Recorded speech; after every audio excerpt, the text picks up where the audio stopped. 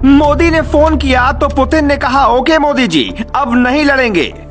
मोदी ने फोन किया तो यूक्रेन ने कहा अब अमेरिका की गुलामी नहीं। पीएम मोदी के 2 मिशन, पहला ऑपरेशन गंगा, दूसरा ऑपरेशन फोन। एक फोन क्या 2 देशों के बीच की लड़ाई को खत्म कर सकता है? अगर फोन करने वाले मोदी हों तो एक फोन से सब कुछ संभव है। पहले गांव में विवाद होता था तो मुखिया को बुलाया जाता था, जिले में होता था तो कलेक्टर को बुलाया जाता था, लेकिन जब विश्व में लड़ाई छिड़ी तो मोदी को बुलाया गया। मोदी के एक फोन ने साबित कर दिया कि विश्व के एकमात्र कलेक्टर हैं वो है मोदी, सिर्फ नरेंद्र दामोदर दास मोदी। 13 दिन के बाद यूक्रेन के राष्ट्रपति जेलेंस्की राष्ट्रपति भवन पहुंचे, डर खत्म कर दफ्तर में बैठे। जेलेंस्की सीक्रेट अड्डा छोड़कर सामने आ पाए, ये पीएम मोदी के एक फोन की ताकत से मुमकिन हुआ। 13 दिन बाद रूस के राष्ट्रपति पुतिन ने कहा कि यूक्रेन पर कब्जे का कोई इरादा नहीं है, ये भी पीएम मोदी के एक फोन की ताकत से मुमकिन हुआ। दुनिया में अब पीएम मोदी के एक फोन की ताकत काफी बढ़ गई है। दुनिया का बड़े से बड़ा नेता पीएम मोदी के फोन का इंतजार करता है। यूक्रेन रूस के संकट के बीच मोदी के ऑपरेशन फोन की हर बात आपको अगले 200 सेकंड में बताएंगे, लेकिन उससे पहले समझिए कैसे 85 मिनट के 2 फोन कॉल से सब कुछ बदल गया। 7 मार्च को जेलेंस्की पुतिन दोनों से मोदी की फोन पर बात हुई, तस्वीर बदलने लगी। मोदी ने पहले पुतिन की 50 मिनट तक सुनी और जेलेंस्की की 30 मिनट तक सुनी। फिर दोनों नेताओं को मोदी ने समझाया और उसी फोन कॉल के बाद सब बदल गया।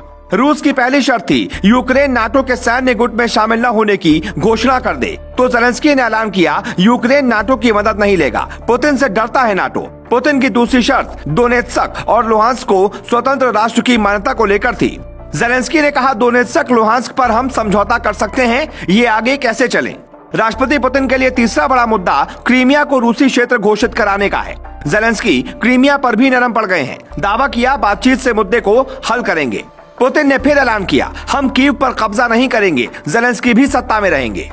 पीएम मोदी की कूटनीतिक जीत का जो रोड मैप हमने बताया था वो अब सही साबित होने लगा है। रूसी राष्ट्रपति पुतिन को मोदी के जरिए युद्ध समाप्त कराने का एक जरिया मिल गया है। मोदी के तीसरे दौरे की 50 मिनट की लंबी बातचीत के बाद पुतिन ये कहने लगे हैं कि यूक्रेन या कीव पर कब्जा करना उनका कभी मकसद नहीं रहा।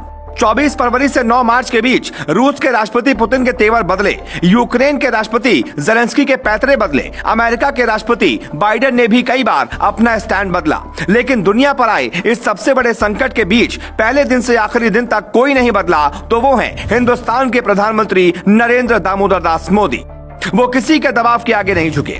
मोदी की एक बड़ी प्लानिंग है कि अमेरिका को भी बीच में शामिल किया जाए। एक फोन से यूक्रेन और पुतिन को शांत करवा दिया, लेकिन एक और काम करके वो भारत का नाम रोशन करने वाले हैं। अमेरिका ने रूस पर कई जरूरी प्रतिबंध लगा दिए हैं। मोदी बाइडेन से बात कर उन सबको हटवा सकते हैं, किसी शर्त पर बात बन सकती है और दुनिया फिर से एक हो सकती है। दुनिया का नया नेता मोदी बनेंगे, क्योंकि यूक्रेन और रूस के बीच मोदी की भूमिका ने बता दिया भारत अगले 1-2 दशक में विश्व गुरु बनेगा और दुनिया का नेतृत्व करेगा।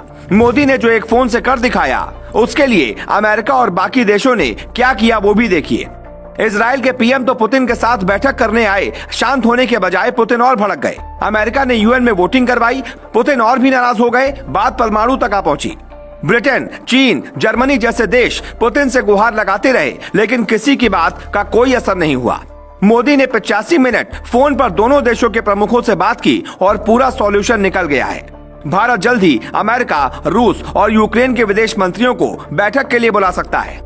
यानी घूम फिरकर सारा मसला मोदी पर आकर टिक रहा है। कहा जा रहा है कि रूसी सेनाओं का रसद पानी भी बीच रास्ते में फंस जाने से खत्म होने लगा है। यूक्रेन के राष्ट्रपति जेलेंस्की भी नहीं चाहते कि तनाव लंबा चले, उनके लोगों की मुसीबत बढ़े। बाइडेन और नाटो मुल्कों की वैसे भी भद पिट चुकी है। इस विवाद का सम्मानजनक अंत हर कोई चाहता है और ये अंत मुमकिन करेंगे तो मोदी ही। अब तक देश बोलता था, अब दुनिया भी बोलेगी, मोदी है तो मुमकिन है। Bureau report.